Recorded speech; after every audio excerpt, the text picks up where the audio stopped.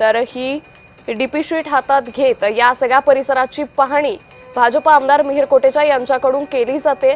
तर या सगळ्या घटनास्थळी ओबेरॉय बिल्डर्सची भली मोठी इमारत उभी राहिलेली आहे आणि याच इमारतीचा भाग हा रस्ता या इमारतीचा भाग करून घेण्यात आल्याचा आरोपही मिहिर कोटेचा यांनी केलेला आहे। तर विकासक असलेल्या ओबेरॉय बिल्डरनं डीपी रस्ता चोरल्याचा आरोप मिहिर कोटेचा यांनी केलेला आहे। त्याचबरोबर ओबेरॉय यांची ही भली मोठी इमारत या सगळ्या रस्त्याच्या जागेवरती उभी राहिली, मात्र या सगळ्याकडे वॉर्ड ऑफिसर असेल त्याचबरोबर ओबेरॉय बिल्डरच्या आर्किटेक्चरनं कशा पद्धतीनं दुर्लक्ष केलं याचेही पुरावे यावेळी मिहिर कोटेचा यांनी माध्यमांसमोर मांडलेले आहेत।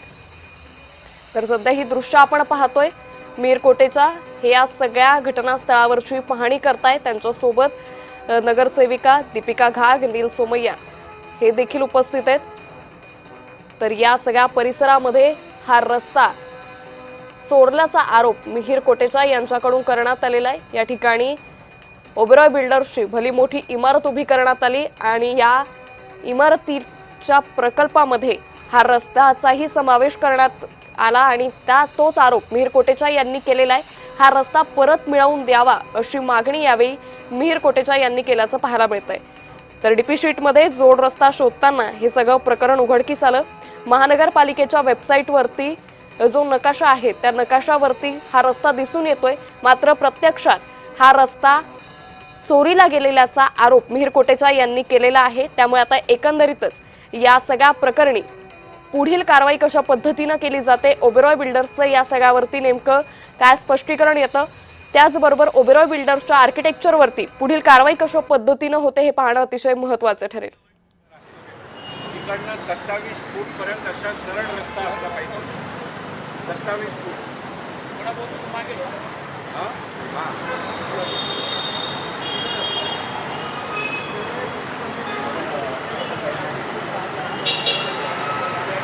रेडी झालं की मला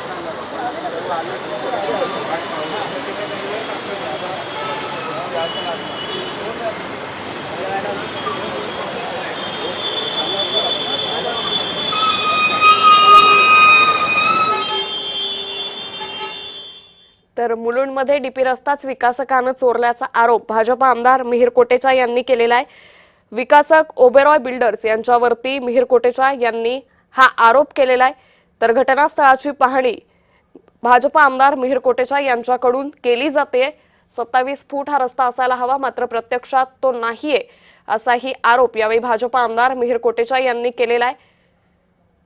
तर ओबेरॉय प्रकल्पासाठी हा रस्ता चोरल्याचा आरोप त्यांच्याकडून करण्यात आलेला आहे। आता या सगळ्या प्रकरणावरती ओबेरॉय बिल्डर्स कडून कशा पद्धतीने स्पष्टीकरण येतं हे पाहणं अतिशय महत्त्वाचं ठरणार आहे। त्याचबरोबर ज्यावेळी ही इमारत बांधली जात होती त्यावेळी वॉर्ड ऑफिसर असेल यांना कळवण्यात आलं नव्हतं का, त्याचबरोबर ओबेरॉय बिल्डर्सच्या आर्किटेक्चरला ज्यावेळी ही इमारत बांधली जात होती, हा प्रकल्प तयार होत होता, त्यावेळी हा रस्ता महापालिकेची मालमत्ता आहे हे माहिती नव्हतं का, असाही प्रश्न भाजप आमदार मिहिर कोटेचा यांच्याकडून उपस्थित करण्यात आलेला आहे। एकंदरीतच आता या सगळ्या प्रकरणाची दखल पोलिसांकडून कशा पद्धतीने घेतली जाते आणि त्याचबरोबर पुढे ओबेरॉय बिल्डर्स वरती कशा पद्धतीने कारवाई होते हे पाहणं अतिशय महत्त्वाचं ठरणार आहे।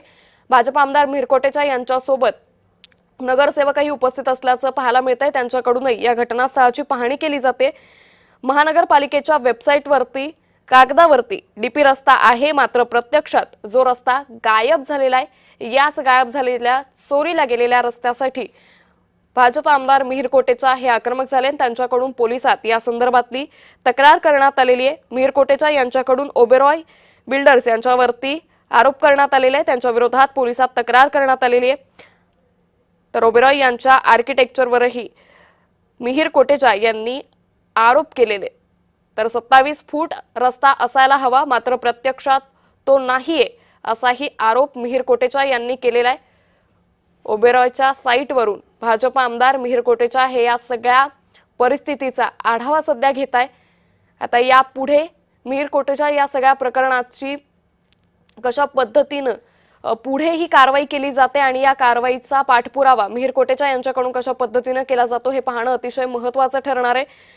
तर जनतेची मालमत्ता आहे, वाहतूक कोंडी सोडवण्यासाठी हा रस्ता उपयुक्त ठरू शकतो अशी मागणी घेऊन स्थानिक नगरसेवक हे भाजप आमदार मिहिर कोटेचा यांच्याकडे गेले। त्यानंतर मिहिर कोटेचा यांच्याकडून महानगरपालिकेच्या वेबसाईटवरती या रस्त्याची पाहणी करण्यात आली। त्यानंतर ते स्वतः प्रत्यक्षात या घटनास्थळावर आले, मात्र त्यावेळी हा रस्ताच नाहीये असं त्यांच्या लक्षात आलं आणि त्यानंतर गेल्या 2 महिन्यांपासून त्यांनी या सगळ्या प्रकल्पासंदर्भातला आढावा घेतला आणि त्यानंतर आज त्यांनी पोलिसात तक्रार केली आहे।